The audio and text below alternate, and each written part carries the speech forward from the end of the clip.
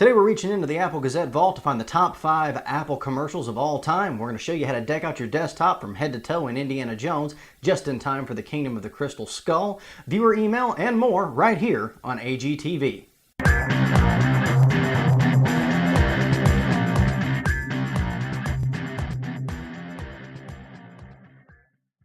Now let's get started with number 5 on our list. It comes from one of Apple's most famous commercial campaigns, the Switch campaign, and it stars a young lady named Ellen Feist. I was writing paper on the PC, and it was like beep, beep, beep, beep, beep, beep, beep, beep, and then like half of my paper was gone. And I was like, It devoured my paper. It was really good paper. And then I had to write it again, and I had to do it fast, so it wasn't as good. It's kind of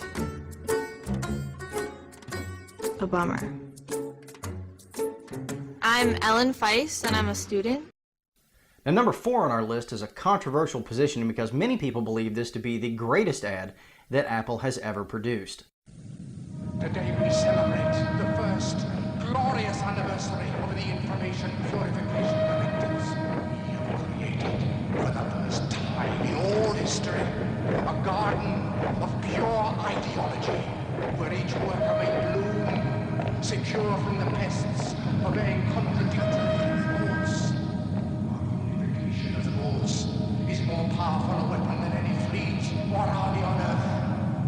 We are one people, with one will, one resolve, one cause. Our enemies shall talk themselves to death, and we will bury them with their own confusion. We shall prevail. On January 24th, Apple Computer will introduce Macintosh.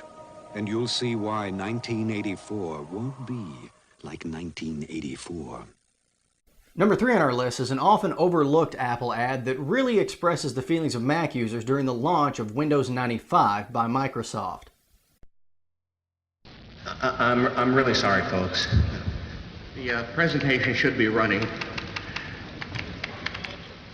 I just installed my new operating system, Windows 95. Try typing sysedit.exe. Thank you. Check your autoexec.bat. No, look at your config.zip. Thank you. If you're looking for a computer that's easy to use, there's still only one way to go. Get a Macintosh. Now, no list of Apple ads would be complete without at least mentioning the Get a Mac ads, which are largely fueled by the genius of comedian and PC John Hodgman. Hello, I'm a Mac. And I'm a PC. What's with the big boy clothes? Oh, this, yeah, just got back from a meeting, so. Why? Why were you at a meeting? Yeah, Why? I do work stuff too. Come on, I've been running Microsoft Office for years. Microsoft Office work stuff. Oh, boy. What? Oh, I knew this day would come. PC. I just need to sit down. Oh, wow. There's plenty of work out there for both of us. I don't know why you're acting like this. Why go on? Just let me lie here and depreciate. The number 1 spot on our top 5 Apple commercials list came at a dark period for the company. Things were not going well, but Steve Jobs was returning to the helm of Apple, and with this ad campaign, they started to encourage all of us to think different. Here's to the crazy ones, the misfits, the rebels, the troublemakers, the round pegs in the square holes, the ones who see things differently. They're not fond of rules, and they have no respect for the status quo. You can quote them, disagree with them, glorify or vilify them. About the only thing you can't do is ignore them, because they change things. They push the human race forward.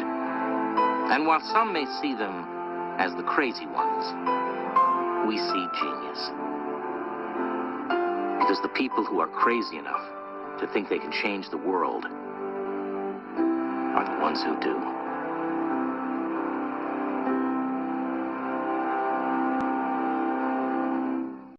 So that's our pick for the top 5 Apple ads of all time. Agree? Disagree? Sound off by sending an email to michael@applegazette.com and let me know what you think.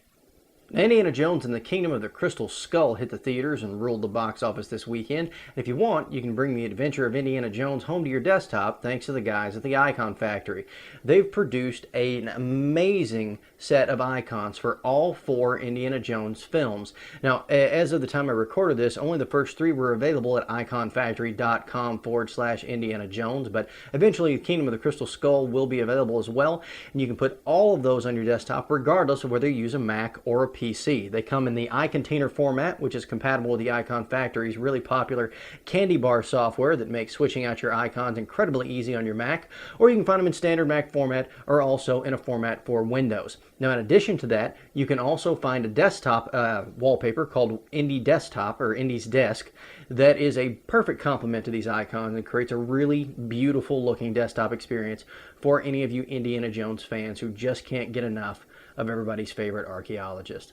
Before we get to this week's email, I want to thank our sponsor, which is blogflux.com. You can check out tips, tools, and resources for every blogger at blogflux.com. They've got a great variety of tools that you can use to enhance your blog, and also articles you can use about getting new traffic or different ways to pick a niche and things like that for if you want to get started in blogging. And if you just want to find a new blog to read that you haven't seen before, you can check out the blog directory to find thousands of blogs on just about any subject you can think of.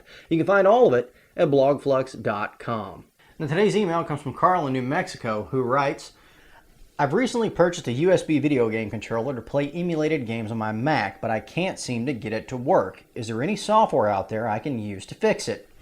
And the answer to that is yes. If you're looking for help, if you've got something like one of these that is an older, inexpensive, this is a Logitech Precision. It's about $9 at Walmart or Target. If you're looking for if you've got an older controller like that and you want to make it work, you can look for something called USB Overdrive.